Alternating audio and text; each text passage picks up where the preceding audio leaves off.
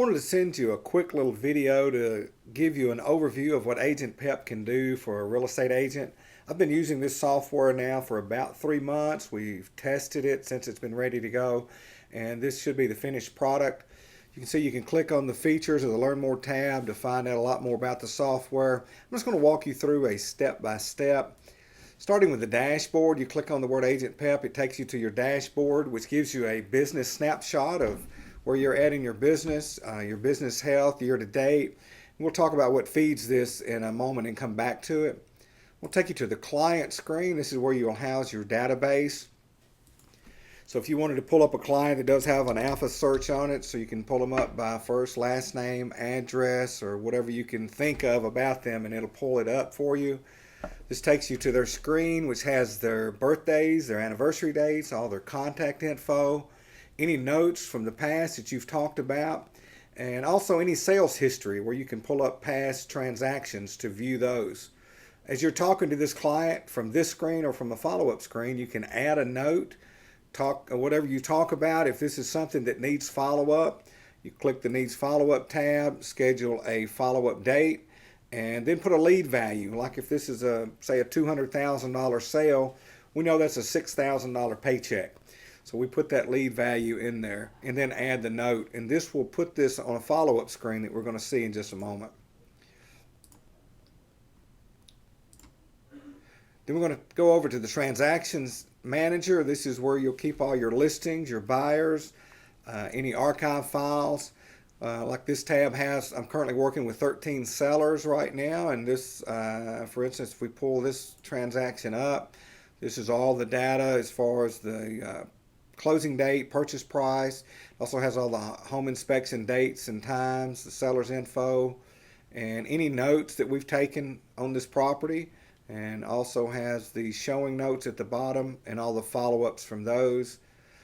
If we need to add a note to this file, whatever we add in here, we have the option of clicking the seller can view. That's through an email link that we have with them. Once this note is added to the file, they instantly receive an email from the software telling them what this note is, that a note has been added to their file, what the note is. There's also a link they can click on that will show them an overview of the entire transaction. We'll see that as well in just a minute. Once this transaction is closed, you click the Sold button. It asks you a couple of questions about the final closing date and the commission check that you're getting. And it also will tell you how many dollars in taxes to put in your tax account based on the criteria you set in the profile of the software. Let's say this deal falls apart, the listing expires or is withdrawn, and you need to archive it, kind of like a dead file. You can archive the listing. Then later you can pull that back up. If you need to reactivate that, you pull an old listing back up from a dead file and just click reactivate the listing, and it'll pull everything back in where you had it before. Pretty much the same thing from a buyer standpoint. That's all managed in this screen as well. Now I mentioned that client connection you'll create with your client through email. Say for instance the one we just looked at, when that client clicks on their link that we send them, this is what they see. If they're wondering about when was that home inspection, what day or what time was it, at any time they can click on this link and find out any of that information, closing dates, purchase price, contracts about the detail, the possession date, any property notes that we have checked that they can view, because there occasionally is information that the client does not need to see. So we would keep that private in our own notes and they wouldn't see that. They'll scroll down to the bottom, and here again, this is what the client's looking at. These are all the showings and the follow-up from all the showings, so they can see what's going on with those. We still call the clients once a week. This does not take the place of that, but this is to improve the communication between the agent and their client so they get real-time updates.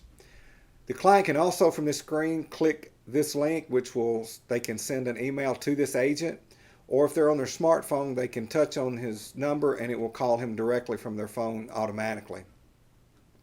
We can edit this connection, add third parties to it, or simply delete it. The next screen is our follow-up screen. We're going to start with the client due follow-up. I have mine set up to call quarterly every 90 days. So when I'm on this screen, I simply pull the client up. Their contact info's here. I'll call and update all their birth dates and anniversaries, make sure I have the correct mailing address, give them any market updates or whatever my call's about. I'll make a note of what we talk about here, and if it's just a generic note, I'll just add it in here.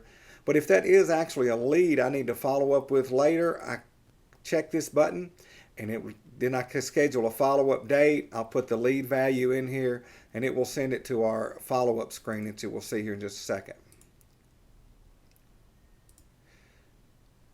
Okay, once you call that client and add a note to their file, they come off of this client's due follow-up list. 90 days from today, they come back on the list. So you don't have to worry about who I called last, when did I call them. Every 90 days, they'll come back on this list as you call them. So that makes it easy to keep up with.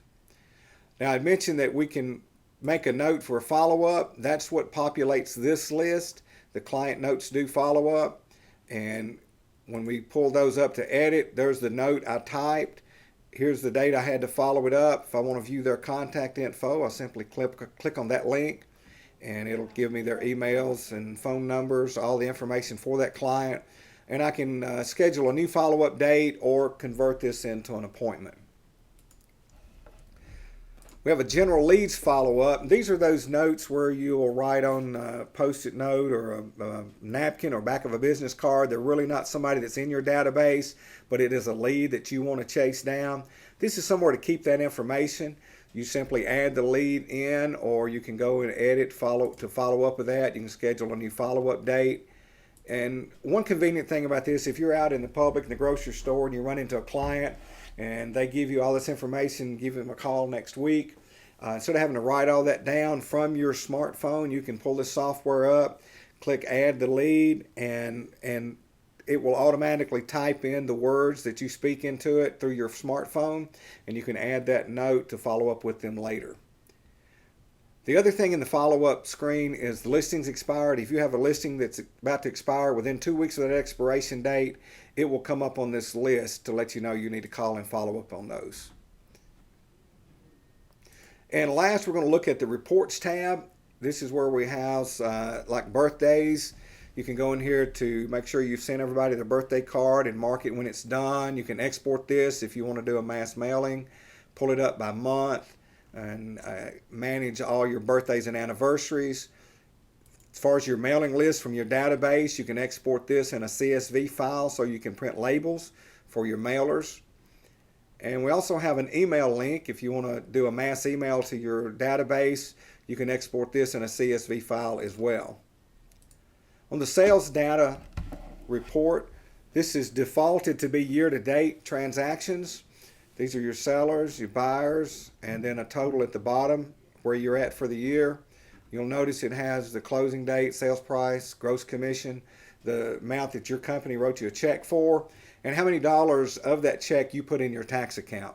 If you need to edit that for any reason, you can do that from here, or if you accidentally closed the wrong deal, you can simply delete that transaction. That covers everything from the report standpoint. All of this data, as you're putting it in the transaction manager, it auto-populates this front screen, your dashboard. And you'll notice this has a total value of all your leads. This has been invaluable to me to realize how many leads that I had and the value of them and the importance of me calling them. So I simply click on View Details. It'll take me to that folder, and I'll do my lead follow-up. If I want to view my sellers, buyers, or just go to my client screen, this is a little business snapshot. If you scroll down from there, you'll have a buyer-seller ratio. Right now, I'm at a 70-30 split, right on target. That's my goal. As far as my sales source, where does my business come from? I know we're taught to track this information to help us with our goal setting, to know where our business is sourced from. And you'll notice here, 63% of my business so far this year has come from past clients. Got 27% have come from my centers of influence, and so on around the pie chart. So it's good to know that information. And on the bottom is a recap of your buyers, sellers, total sales for the year, your average prices, average commission checks, your property sold year to date, and your average days on market. And that's a critical number to know when you're talking with your clients. The last thing I want to tell you about is when you're setting your profile up, this is where you would set your tax withholdings. I currently have mine set at 30%. If you needed to adjust that throughout the year because you're having a great year, you can up it, or things are not going so well and you need to reduce it some. From the date you change it, from that date forward, it will calculate for you those transactions and what to put in those. This gives you a good brief overview of what AgentPEP is all about and how it will help agents to manage their business and streamline the systems that they have.